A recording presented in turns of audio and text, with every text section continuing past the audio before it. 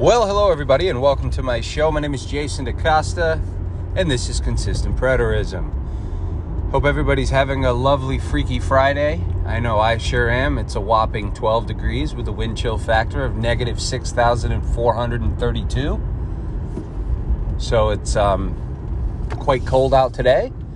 But yeah, just wanted to kind of talk a little bit about a couple things. As always, first thing I wanted to talk about is something I heard on Ryan's channel, which I like how he words this, and obviously I've been teaching I.O. for quite some time now and have a lot of videos out there, but sometimes when you hear something put a certain way, it just kind of like, it helps, right? And it for a teacher of I.O., it helps to communicate it better to people. And what he said on his channel is he said that the trajectory of Israel's story in the Bible sets us up perfectly for the Israel salvation at the end. And it's so very true. And really, I think what I like most about that is the word trajectory, because it's just a perfect word. It describes exactly how I view the Bible. I view the Bible as a story, kind of a progressive story that goes through Israel's backstory, their patriarchs, all throughout their supposed history, their oral traditions, whatever, they may have written and recorded. It's just a long story of Israel. Okay, and it's all about them. But throughout that story and within that story, we see that God is constantly saying things like, I'm going to disperse you to the nations. Think about that, folks. Think long and hard about that, because that's very, very important. I think what happens a lot of times is when people don't know their Bibles, or they're not familiar with what the Old Testament actually has to say, they miss out on a lot of the trajectory of what's taking place. Okay? And so you have all these promises that God was going to disperse the Israelites into all these different nations and different places and whatnot, from the furthest ends of the earth to the four corners of the earth. He would send them because of their, disobeying him, whatever. But then right alongside of that, he also has a lot of promises that he's going to bring them back from all those places, from the four winds of the earth, from the four farthest corners of the earth. He would seek his people and call them back. That's what the Old Testament is chock full of. Those specific statements. So the trajectory of the story sets up perfectly for what we see taking place in the end. All right? And, whatever your belief may be about, like when I started teaching the truth about what all these Old Testament prophets are actually speaking of, okay, and that being the return to Zion, Second Temple period, the rebuilding of the city, the rebuilding of the temple, the reclaiming of the land, the prospering again, the grain, the wealth, the prosperity, the children, the descendants coming back, music in the streets, joy in Jerusalem. All these things, Isaiah speaking of this new heaven, new earth, Jeremiah speaking of the new covenant with the house of Israel and the house of Judah, Ezekiel speaking of the two sticks, which we know was the house of Israel and the house of Judah. Okay, all these things are setting up. Well, first of all, they're all speaking mainly of the return to Zion, Second Temple period. But they set up a sort of a trajectory, or a pattern, if you will, or a blueprint on how to read the New Testament. And of course, we know we have the period just before the supposed time of Christ, called the Hellenization period, where the Israelites were Hellenized by the Greeks. They were engulfed in Greek culture. And that's, in my opinion, why you see a lot of Jew and Greek type stuff going on. Doesn't matter if they're Jew or Greek. Well, because the Hellenization of the Jews turned many of those Jews into Greeks. Very simple. So you have this period right before Christ supposedly comes where you have literally Israelites leaving Judaism, leaving the law, leaving the covenants, leaving the circumcision, and going out and becoming one with the Gentiles. Just read the book of the Maccabees. You have Israelites who are literally abandoning their circumcision, having a procedure done to remove their circumcision. Right? It's kind of interesting because Paul comes along and he's talking to these certain individuals out in these nations, aka these Greeks or these Gentiles, and he's telling them that you were at one time Gentile in the flesh, but now you've been made right again. You've been washed by the blood. In other words, you were at one time uncircumcised when you shouldn't have been. You should have been circumcised. You walked away. You were dead in trespasses and sins.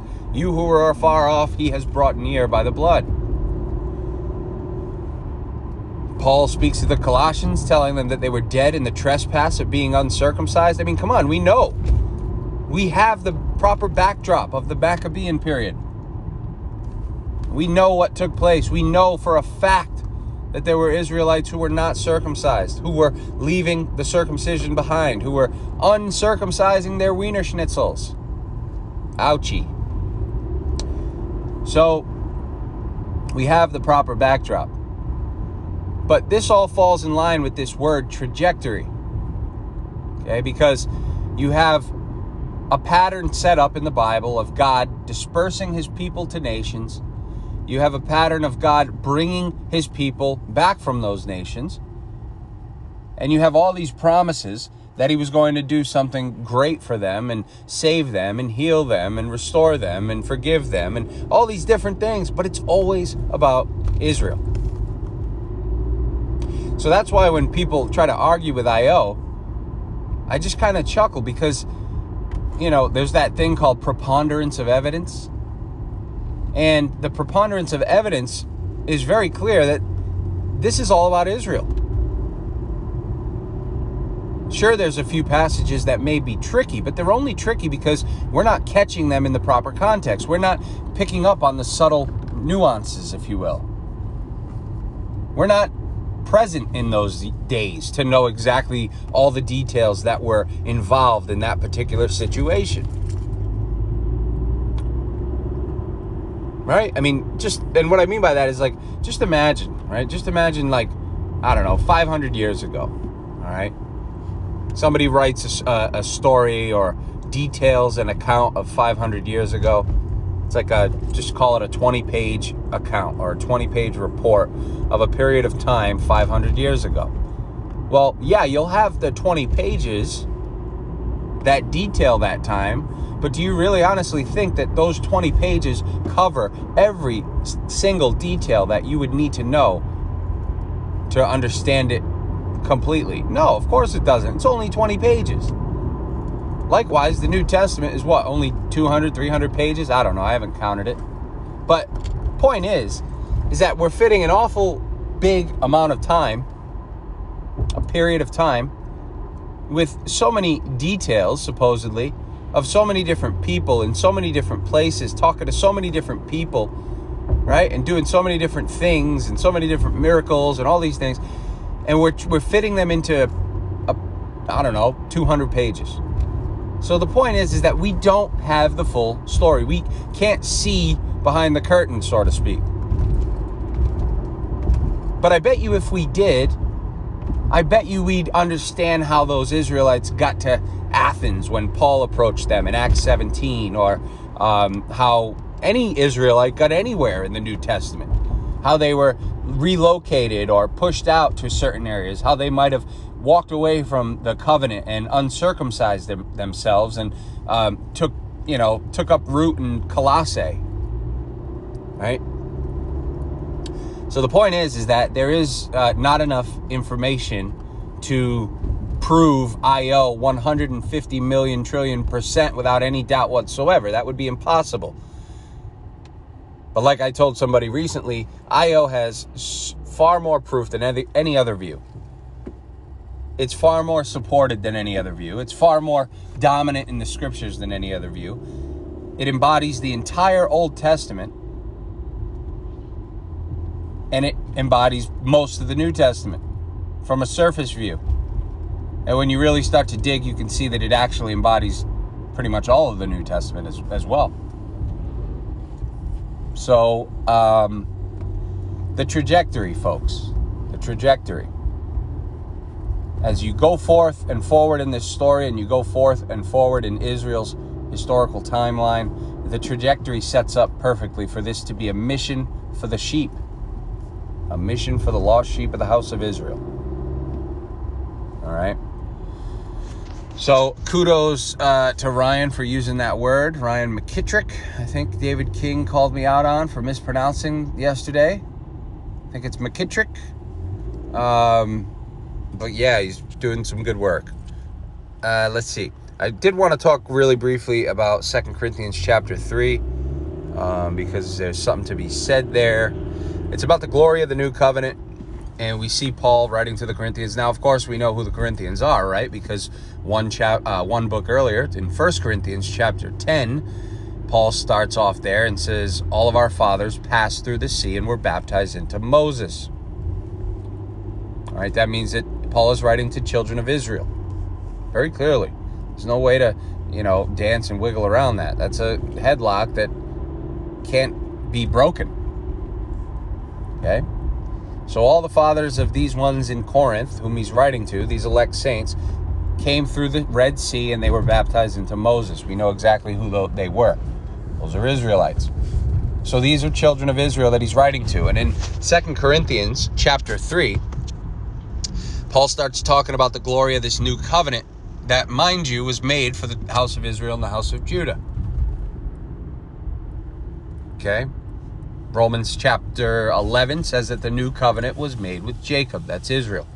So the glory of the new covenant, it says, verse 7, but if the ministry of death written and engraved on stones was glorious, so that the children of Israel could not look steadily at the face of Moses because of the glory of his countenance, which glory was passing away, how will the ministry of the Spirit not be more glorious? All right, so what's he saying there? Well, first of all, he's showing you the death that's in focus in the story.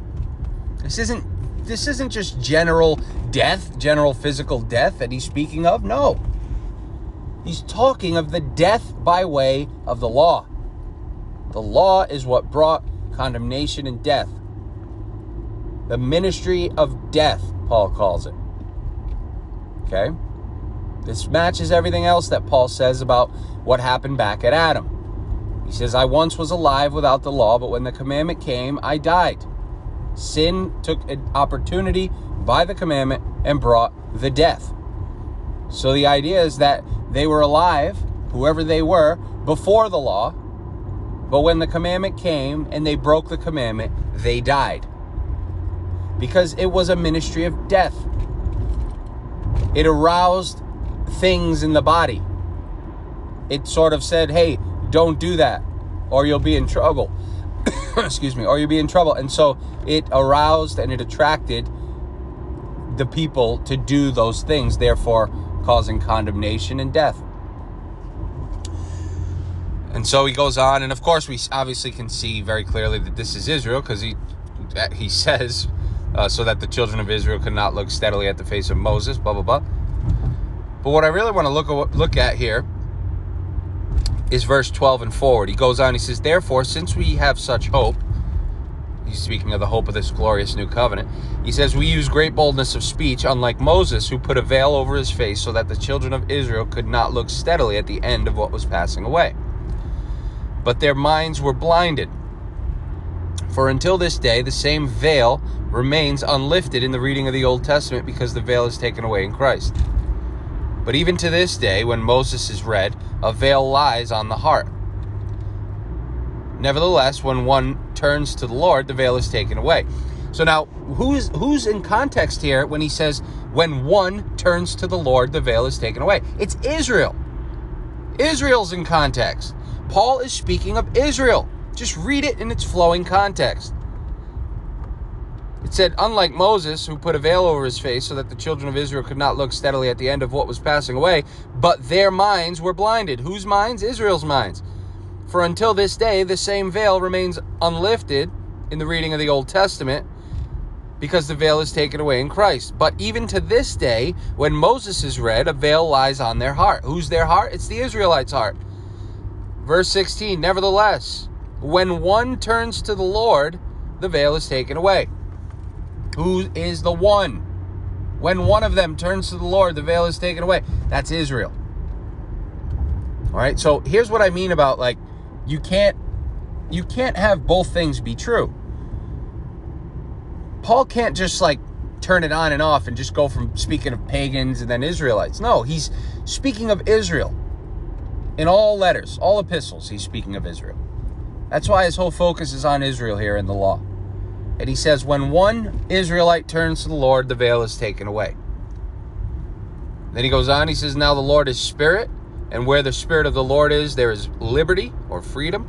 But we all, with unveiled face, beholding as in a mirror the glory of the Lord, are being transformed into the same image from glory to glory, just as by the Spirit of the Lord. So, again, this all ties in to that miraculous, supernatural, immortal change that was supposedly going to take place at the last trumpet.